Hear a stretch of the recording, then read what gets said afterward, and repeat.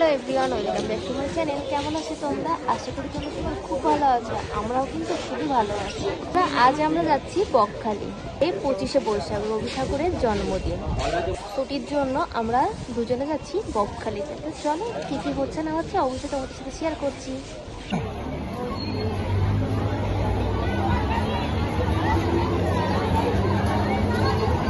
Train এখনো আসেনি। আমাদের ট্রেনের ভাড়া নিয়েছে পার হেড 25 টাকা করে থেকে। তো বন্ধুরা দেখো, এই যে আমরা এখন নামখানা স্টেশনে চলে এসেছি। সময় এখন 10টা 10।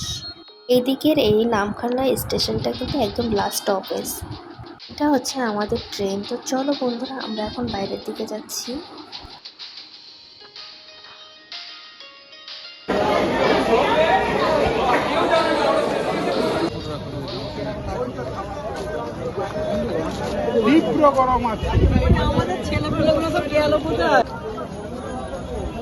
চলে এসেছি এখন নামখানাতে। তো দেখো, এই যে স্টেশনের থেকে বাইরে চলে এসেছি।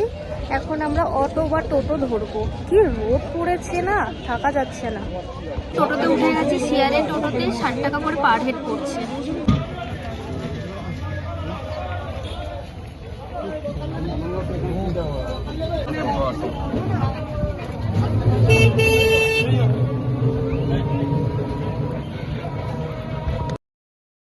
স্টেশন থেকে কিছুতে হেঁটে আসলেই তোমরা বাস স্টপ পেয়ে যাবে। ওখান থেকে তোমরা বাস করে বকখালি মৌসুমী আইল্যান্ডে এদিকে যেতে পারো। হ্যাঁ, আমরা যেখান থেকে টোটোতে উঠেছি ওখান থেকেও কিন্তু তোমরা মৌসুমী আইল্যান্ডে গেলে যেতে পারো। শেয়ার ট্যাক্সি, রিজার্ভ ট্যাক্সিও আছে।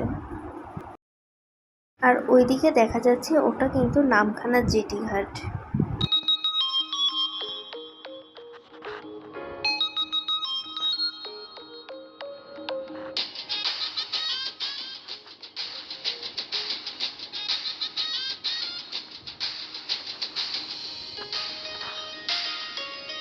এটা হচ্ছে নামখানার ব্রিজ।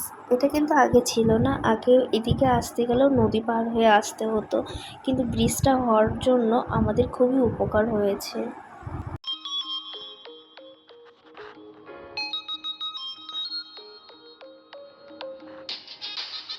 আমাদের নামখানা থেকে বকখালিতে যেতে পাক্কা 1 ঘন্টা সময় লেগেছে। তো দেখো, এখন থেকেই শুরু হয়ে গেছে বকখালির হোটেলগুলো। কিন্তু মোটামুটি ঢুকেই গেছি বকখালির ভেতরে। তো দেখো, এইদিকে তোমরা হোটেল নিলে অনেকটা কমের মধ্যে পেয়ে যাবে। তো দেখো, আমরা প্রায় চলেই এসেছি আমাদের হোটেলের কাছে। আমাদের হোটেলটা কিন্তু ছিল বকখালির সবথেকে টপ হোটেল বলাকা। তোমরা যে যে চেনো সে তো জানো। তো দেখো, এটা হচ্ছে আমাদের বলাকা হোটেল। তো চলো আমরা এখন ভেতরে যাব।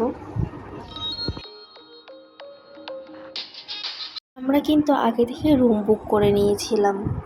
বলাকাটা কিন্তু খুবই সুন্দর একটা হোটেল। আমাদের হোটেল থেকে সি বিচের দূরত্ব ছিল মাত্র 500 মিটার। আমাদের রুম বুক করা ছিল 3 তলাতে। তারা আমাদেরকে রিকোয়েস্ট করলো যে নিচে আমাদের খালি আছে, আপনারা নিচেটাও দেখতে পারেন। সেই জন্য আমরা একটু নিচের রুমটাও দেখলাম। চলো তোমাদের সাথে কি হচ্ছে না হচ্ছে অবশ্যই শেয়ার করছি। নিচের রুমটা কিন্তু আমার একদমই পছন্দ হয়নি। কারণ আমরা যে রুমটা বুক করেছিলাম সেটা ছিল ডিল্যাক্স রুম। আমাকে একটা 3 তলার রুমটাও দেখাবে না তুমি?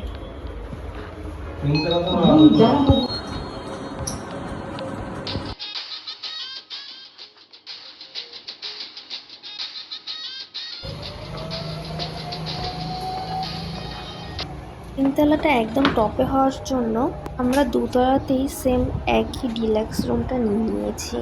তো দেখো এটা কতটা সুন্দর না? তো চলো নিচে যে RSK কে বললে RSK তারপর কনফার্ম করবো এটা।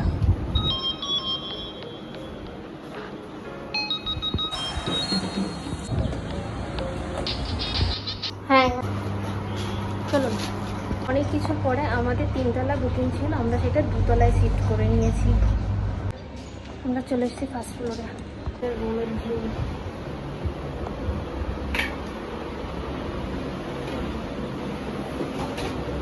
জল কি দেবো? তার জন্য কিছু নেই।